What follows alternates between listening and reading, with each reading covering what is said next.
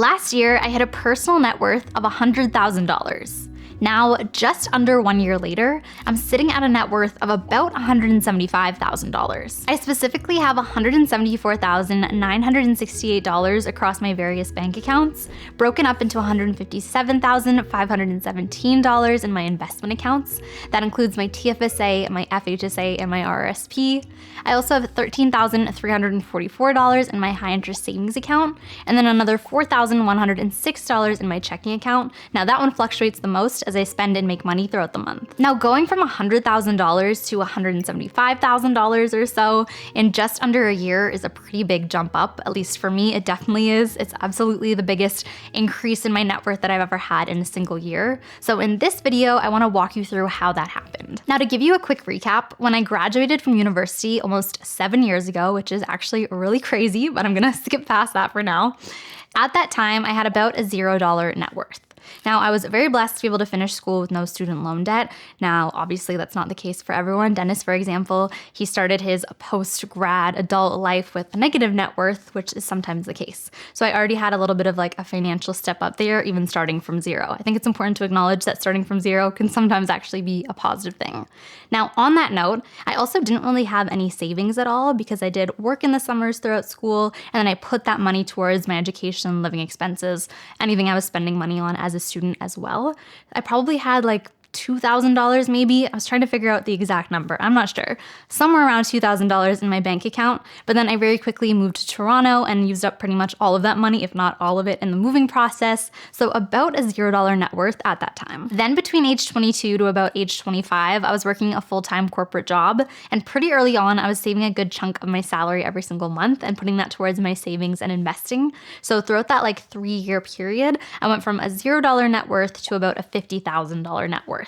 Now, pretty much exactly when that happened, I think it was right around the time that I had hit that $50,000 net worth mark for the first time.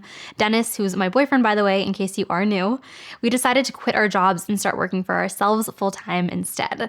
So we were basically building up our business over those first few years, at least for the first year.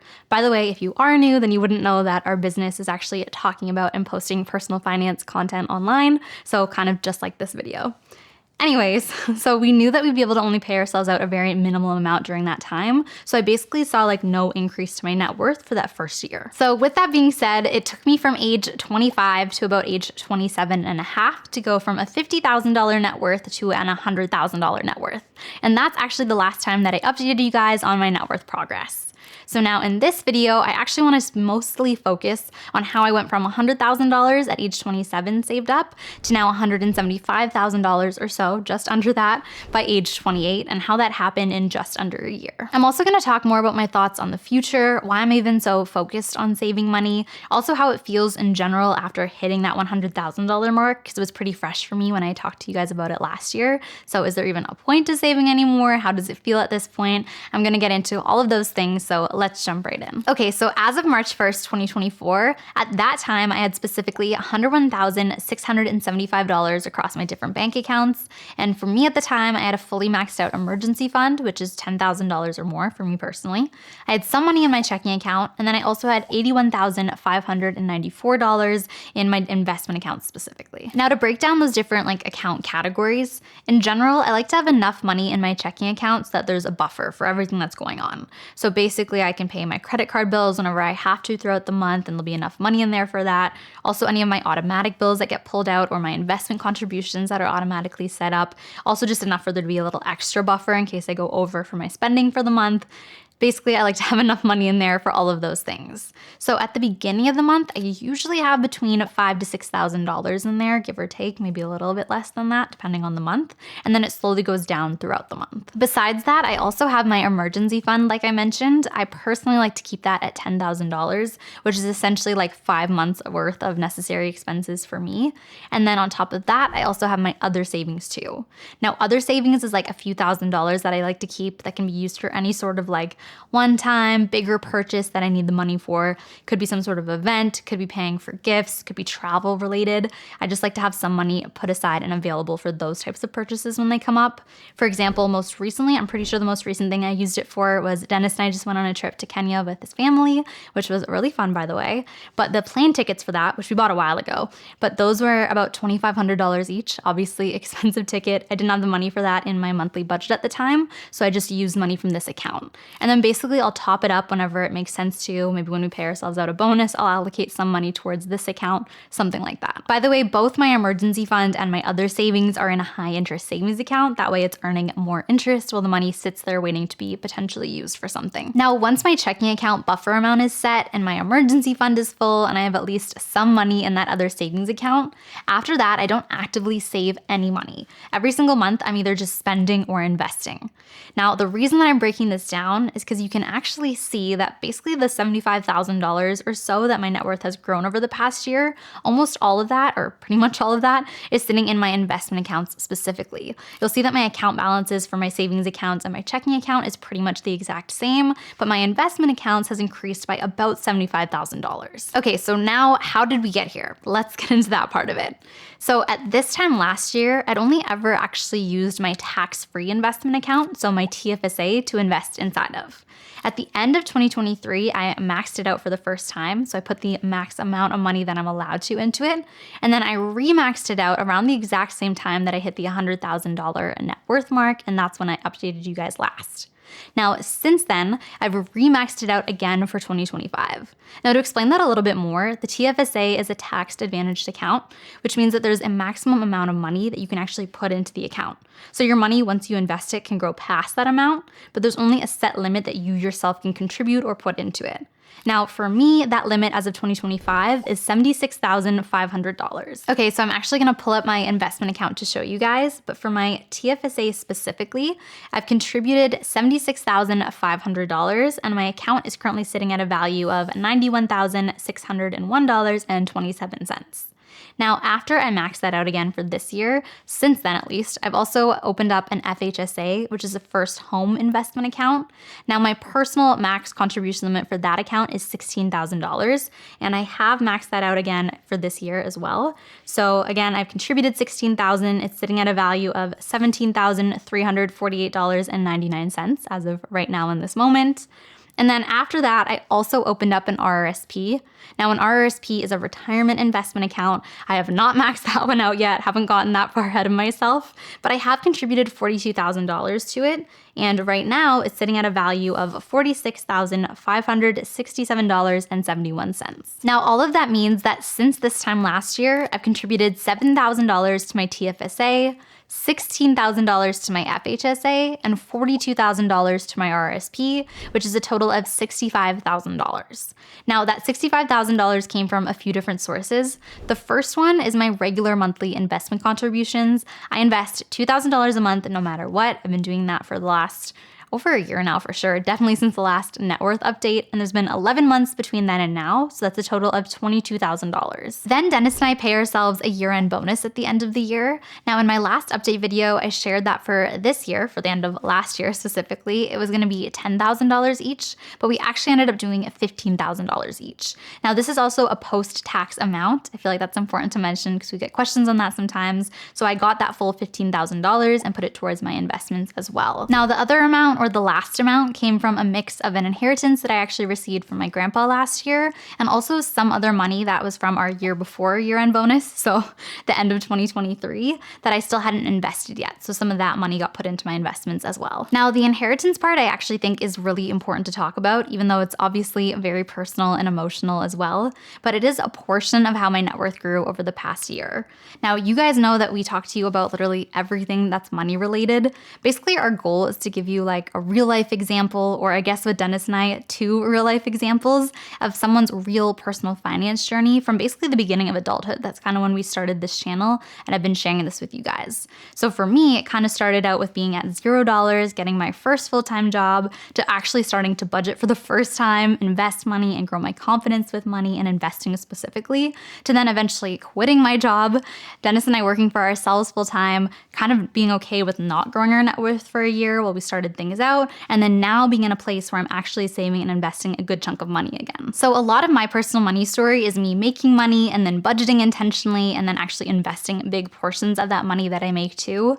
But another part of my money story is things like me being able to graduate university with no student loan debt, which is what actually allowed me to start my adulthood at a $0 net worth instead of in the negatives, which is a great starting point to have. Another part now is receiving some money from my grandpa when he passed. So different things like that also factor in to give you like the whole picture of my money story. Now, I feel like all of us have had that experience where we've seen someone. I feel like a big one is that they buy a house and you're wondering how they afford it, or they just have some sort of bump up in their money and their income and you just have no clue where it comes from. And a lot of the time, at least some of the time, especially when it comes to the buying a house thing too, I'm pretty sure, it could be that people get money from family as well, which I think is a really beautiful thing. I think it's great to be able to help out your family too, but I also think it's really nice to be transparent about it when you can and actually share these things, which is exactly what we try to do on our channel. Okay, so now to sum all of that up after my little ramble there, my net worth over the past year grew in a few different ways, including my regular monthly income that I put towards my investments, some money from my grandpa, and then also big chunks of money from our end of year bonus that we ended up paying ourselves out and investing as well in lump sums, and it was 2 different years worth of those bonuses as well. Now, the other part of my net worth growing over the past year is from my investments growing in value. Now, like I said before, my personal net worth grows in basically 2 different ways if we were to sum it up. So one is from money I either make or receive and then I choose to keep instead of spend. And then the other is from my money actually growing in value. Now, like I said before, all of the money that I keep actually does end up growing for the most part, other than that little bit in my checking account, because most of my money is either in a high interest savings account or it's invested in the stock market. Now, over the past year, I actually moved my savings to a few different high interest savings accounts based on the current promotional interest rates that were happening at the time. So for about 5 months, I was earning 5.5%, I believe, with Simply Financial. Then I was earning, I think it was 4% with EQ Bank, and then more recently between 2.75 and 4% with Simple Cash. By the way, you don't have to do that. You don't have to like jump around to different savings accounts. You can totally keep it in one, but the important thing is using a high interest savings account. Now, that's just the savings side of things. The actual majority of my money actually grew through the money that I had invested. Now, I'm going to pull up my Simple app again right now to actually show you, and I think I can toggle to the 1 year since the last time I did this video to show you exactly how much my investments are up and the actual value of how much money I've made from that. So let's look at that. Okay, so let's look at my TFSA account specifically again right now. TFSA account technically is redundant, but my TFSA. So if I toggle to 1 year, you can see that I'm up 20.2%, and that actually accounts for $15,395.64, if I'm being specific. So that's obviously a really big portion and a really big amount of money if you look on it in the actual dollar amount. Let's go back out though, because that's just my TFSA. For my FHSA, if I go to 1 year, I'm up 8.46%, which is $1,354.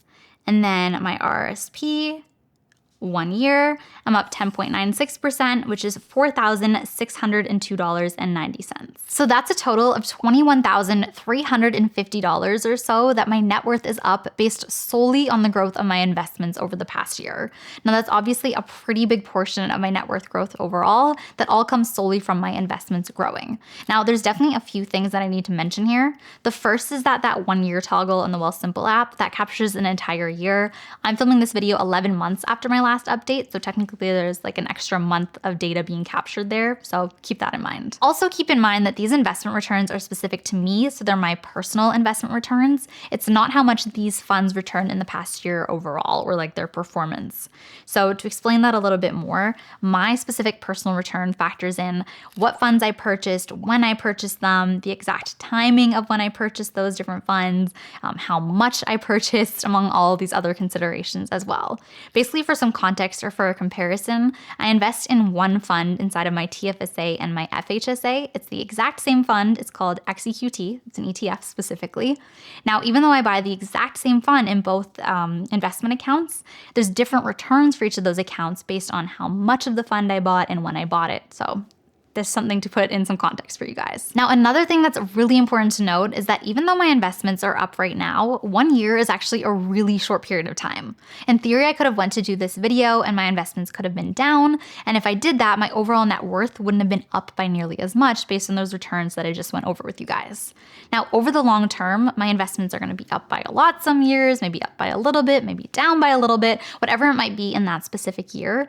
Now, but the main key is that it should be trending upwards over time, which means that my net worth should continue to trend upwards over time too. Anyways, it's really fun to be in this phase of my money journey and my net worth journey, I guess specifically, where some of my net worth growth can be attributed to investment growth and not just money that I'm working for and contributing. Basically, if there was like a pie chart showing my net worth growth over time, more and more of the pie should be taken up by investment growth and less of the pie should be taken up by money that I'm actually contributing myself, especially since I started young. Okay, so now that we're all caught up, here's exactly where I'm at literally right now in real time. I have $174,968 across my various bank accounts, which is an increase of $73,293, and that's all sitting in my investment accounts specifically. So what's next? Now, I actually mentioned last year when I hit my $100,000 net worth that I actually wasn't focused on a specific next number or amount of money that I wanted to hit. Like right now, I'm not doing this video because my next milestone was $175,000 specifically. I just thought it would be interesting after being about a year from doing that $100,000 net worth update. How have things gone 1 year since hitting that point? So with that being said, I've actually been more focused on big picture goals, I guess I've been calling them. So one of those for me is maxing out my investment accounts, which I'm very happy to say has been going really well since I kind of set that goal or intention last year. So last year, since doing the update, but in 2024, I was able to max out my TFSA again, then max out my FHSA for the first time and actually open up and start contributing to an RRSP. And then so far this year in 2025, I was able to again remax out my TFSA, remax out my FHSA again as well, which is really exciting, and then continue to contribute to my RSP. That one's gonna be my main focus for this year since we're still only in February. I have the entire year to contribute to it. I guess my next big picture goal would be maxing out my RSP itself. We'll see if that happens this year. It might be possible, but that's the one I'm really keeping an eye on right now. Now, the other big picture goal that I actually shared in last year's video was buying real estate. Now, I have an update on that one for you guys. Dennis and I have always talked about buying real estate. It's something that we've had in our minds as a way to grow our net worth pretty much since we've met. I was gonna say our entire lives. I guess our entire lives, but specifically since around the time we met when we were like 21, 22 years old. We always talked about it, even in some of our earliest YouTube videos back in like 2019. I'm positive we would have mentioned buying real estate to grow our net worth in those videos too. So it's definitely been something that we've always wanted to do, but we've kind of put that goal, or we have put that goal on pause for now. A few reasons for this. One is that we're really focused, like I said, on maxing out our investment accounts since we've actually seen some really good progress on that, especially right now when we're young and we can actually afford to put so much money towards them. And then the other piece is just the right opportunity hasn't come up. We continued to look into it a few times, gone through mortgage pre-approval, stuff like that. But the right opportunity just hasn't come up for us in that side of things, especially like in conjunction with our other life goals that are going on. So it's definitely still a goal for us one day and something that we're gonna do, but it's just not a present short-term goal as much anymore. Now, I think for me personally, my biggest net worth focus over the next year is gonna be two things actually. The first is continuing to invest as much money as I can, hit those investment goals and contributions, but also just keep an eye on what's going on with my money and the actual performance based on what's going on in the markets. I feel like it's really fun to see those trends and changes over time, at least for me it is. I don't know if everyone would use the word fun, but for me it definitely is. So that's one big piece. And the other is just seeing how different life changes that are starting to come up will impact my money and my net worth. And I'm talking like the next phases of life, the next steps, if you know what I'm saying. More updates to come on all of that too, but just keeping an eye on that as well. I think in general, I was really reflecting on this recently, but I'm feeling less pressure, I would say, this time this year, right now than I was at this time last year in regards to approaching 30 and getting a little bit older, which I know always sounds funny. I said this last time too, like I know 27, 28 is not old, but it's like that feeling of approaching your 30s. I feel like everyone knows that transition's coming. And last year I was having a bit of a harder time with it. Now, not so much. The pressure's kind of gone. I think a big piece of that is the fact that I'm settled into my late 20s now. I've officially accepted it. I'm no longer new to my late 20s. I'm here, I'm chilling. I feel like hopefully next year will be the same, we'll see. But anyways, I just feel a little bit more relaxed about that too. Another big piece is actually hearing all of you guys share your thoughts as well. I think having community and people to talk to about that makes you feel less alone is really important at this stage of life. It's kind of the time of life when people stop talking to each other as much, but having you guys to actually comment back and forth with really helps as well, to know other people are going through it or already have. That's really nice too. So if you're one of those people, feel free to comment again this year because I really liked hearing it. But anyways, there'll definitely be some more interesting updates to come again next year when I do another update, regardless of where my specific net worth is at that time. Okay guys, I really hope you like this update and this net worth breakdown. If you want to hear more, oh, also let me know your thoughts in the comments below. Please do that. But if you want to hear more about my money journey, then check out this video about my investment portfolio results over the past year next. And we'll be back next week with another video.